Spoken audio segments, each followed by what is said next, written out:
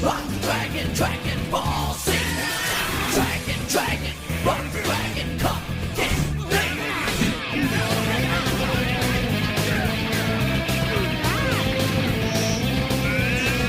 Dragon Ball Z. Dragon, rock the dragon Ball Z. Dragon, rock the dragon, come get me. Dragon, rock the dragon Ball Z. Dragon. What is up, guys? I'm your host, Jesse Goku, and welcome to the first episode of Dragon Ball 24/7, a podcast where we talk about Dragon Ball, Dragon Ball Z, Dragon Ball Super, and unfortunately, Dragon Ball GT. Let's talk about episode 39 of Dragon Ball Super. I just saw the raw episode. I haven't seen the subtitled episode, which will be released Sunday. I've got to say, that is one of the best, if not, no, I take that back. It is the best episode of Dragon Ball Super to date. It took so many elements that made Dragon Ball Z so good and brought it back. Goku is fighting Hit, and Hit has a time manipulation technique that allows him to move at 0.1 of a... He can freeze time at 0.1. And since he's super fast, like light speed, that's a lot of time. And he was able to get one up on Vegeta like that. And Goku started predicting his movements and started retaliating and counterattacking. Hit starts improving as the battle continues, moving from 0.1 to 0.2. And then he starts laying out Goku. He does what people are calling an 800 hit combo. Now, and he lays out Goku. Goku just falls over, and it's so badass at how he just improves during the battle with Goku. He tells the referee to check on Goku because he thinks he's knocked out Goku, that the fight's over. He truly believes he won. But then Goku gets back to his feet, and Hit is surprised to see that Goku was able to get back up. Not only that, Goku starts talking about a new technique that he was saving for Beerus. And that, a lot of people had speculated that Goku was going to combine Kaioken with his Super Saiyan God Blue. Super Saiyan God Super Saiyan, which is now called Super Saiyan Blue, but a lot of people like to call it Super Saiyan God Blue. He then combines the two, Kaioken times 10, and Beerus is like freaking out, like and Whis is a little disappointed the fact that Goku had to use this technique against Hit, and Champa's freaking out, and the Kaiser... Everyone is freaking out. They're showing everyone's reaction. And then they show Vegeta, who has a flashback when he first fought Goku during the Saiyan Saga, when Goku uses the Kaioken and their clash between the Gallic Gun and the Kamehameha. Vegeta has this flashback, and then he gets frustrated because once again, Goku has surpassed Vegeta in terms of power. Now, that's only because of the Kaioken technique. As many people know, the Kaioken technique does a lot of damage to Goku's body, and it's not meant to be used long term. Kaioken combined with his Super Saiyan form is actually really dangerous for Goku. In the Raw episode, a lot of people couldn't make out everything that Supreme Kai was saying, or Elder Supreme Kai was saying, but he was saying something about Kaioken, quick. Basically, what he was saying, the gist of what he was saying was that Goku has to end the battle quick using Kaioken, otherwise it's pointless because of the damage that it does to his body. Goku starts powering up, and it takes forever to power up. They're showing this long power up. They're showing everyone's reactions. Everyone's in awe. Even Hit can't believe how strong Goku has gotten. And it's so much like Dragon Ball Z. even the action, the animation, the action, it went back to the way Dragon Ball Z was, and that's what got a lot of people into Dragon Ball Z, was the fighting sequences. This was good, really well done. They really brought their A game with this episode, and it's going to be really hard to top this. Hit uses his time manipulation technique against Goku, and Goku, for, like I said, I haven't seen the sub. Based on what words I could make out, it looks like his new power, Kaioken, with the Super Saiyan God powers. It almost looked like it didn't affect him at all, because Hit uses the technique, and yet Goku was still able to move and strike Hit. Then Goku starts laying Hit with a 2,000 hit combo. It was insane. Goku was so fast. He was running circles around Hit, and Hit really couldn't follow his movements one bit. It was... And just the power-up alone from the Kaioken Super Saiyan God power, it creates like a purplish aura, because it was this Super Saiyan blue aura covered by the red Kaioken aura, and then it kind of creates a purple effect with purple lighting and lightning, and it was like shaking the very foundation of the planet.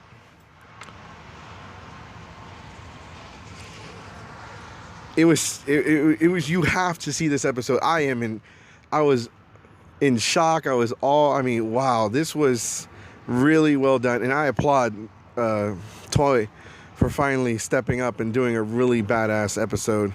Akira brought his A game with this episode. It was really well done. I mean, if you haven't seen it, you have to go see it right now. This is probably going to be the hardest episode to top when it comes to this arc. And the episode ends with Goku doing a Kaioken Super Saiyan God Kamehameha. That sounds like something straight out of a fan fiction, but no, that's in the anime. He does a God Kamehameha Kaioken attack, and he totally attacks Hit, and the episode ends in a cliffhanger. And I can't wait to see the subbed version and see next week's episode. I'm already looking forward to next week's episode. I don't even care about the sub version. I just want next week's episode already. And it's so... They finally did something exciting with this arc, because the last fight with Vegeta and Cave, well, that was really well done as well. That's nowhere near as good as this, but they were going with the fast-paced action sequences, and it was kind of going back to the roots. But this episode totally blew that one out of the water. And I like Dragon Ball Super overall, because it's doing Vegeta justice, unlike Dragon Ball GT, where they gave Vegeta a mustache and he cut his hair and he had like a flat top. And he was a scrub character all up until the very end of the series. In the middle arc with Baby, he was the villain, but he was a puppet, more or less. And that really diminished his reputation as a character and his development.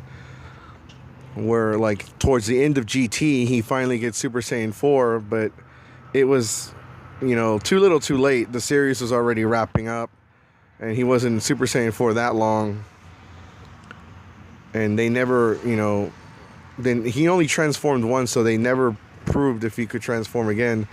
In the episode, he does tell Bulma to start the Blood Wave machine so he can transform again, and Goku's like, can't you transform on your own?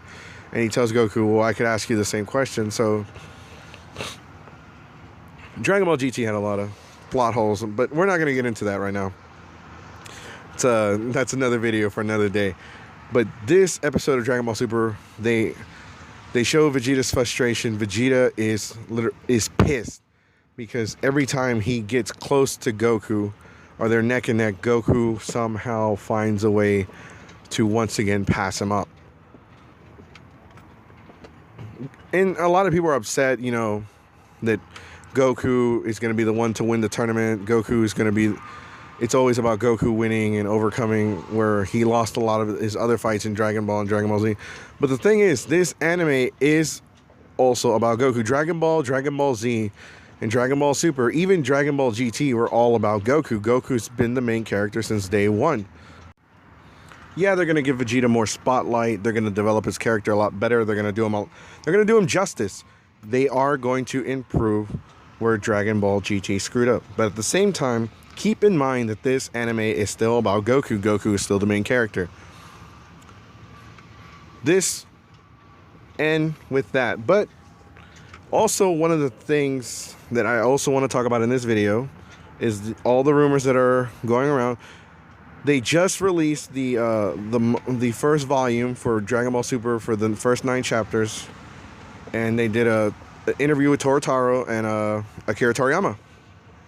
And Akira Toriyama talked about, originally in Resurrection F, Goku and Vegeta's Super Saiyan God Super Saiyan hair color was going to be white, but he changed it to blue because it was going to clash with a future or possible antagonist in the series. That has raised a lot of speculation. Also, he talks about the possibility of a character coming back. Now, Akira Toriyama's always saying different things. You know, he could be talking about, you know, the Super Saiyan white hair clashing with Frieza's color, but, you know, if that were the case, then why wouldn't he just say Frieza? Because we're pretty sure he did the interview after Resurrection F aired. But, you know, he talks about a character coming back, and there's a lot of speculation right now that is going to be future Trunks coming back. I am very excited about future Trunks possibly coming back to have another story develop with the Dragon Ball universe. But he talked about a white-haired villain. Now, if Trunks does come back, does that mean Mira and Toa will be coming to the Dragon Ball Super anime? And if that's the case, I really want them to do it based off the MMO versus Xenoverse, where in Xenoverse, they're just kind of time bandits, where in the MMO, Mira was like Cell. He was composed of the cells of the greatest fighters in the universe throughout history, and he was also disrupting the timeline. And in the future, he actually succeeded in destroying the universe. That's the whole point of Time Patrol Trunks. Time Patrol Trunks was not the Trunks that we knew from the Cell games, from the Cell saga and the Android saga. It was a different Trunks. It was implied that he came from a future where the androids didn't exist. That was never confirmed in the story, or at least not that I know of. The MMO only came out in Korea, and not that many people in this country, the United States, got to play the game. There were more people that heard about it than people that actually played it. But it was an alternate Trunks that never once went Super Saiyan, at least I don't think. Because I played it briefly, and I don't remember Trunks going Super Saiyan, or even hinting at the possibility of him going Super Saiyan. But he was sent to the future to help stop Mira. And plus, you know, Mira and Toa also have their super modes, which are also way more powerful than they are in Xenoverse. They're more powerful in the MMO than they are in Xenoverse. So if they're going to do a storyline, and the thing about Xenoverse is a lot of, like, it's a storyline for the video game that makes sense for the video game, but in the anime it would create too many plot holes, it would collide too much. It just wouldn't fit very well. It's good as an original story in its own right. As a video game, where the anime should get something different, similar to the MMO. But there's also, that's all speculation. We might not even get Mira and Toa. But there's also a rumor that Vadus might be the villain. And with that, we're going to bring this video to a close. Please like and subscribe. Check out our Facebook page, Geeks 5 Ever. And come back. We'll probably upload another video in a few days after we see the subtitle version. Stay classy.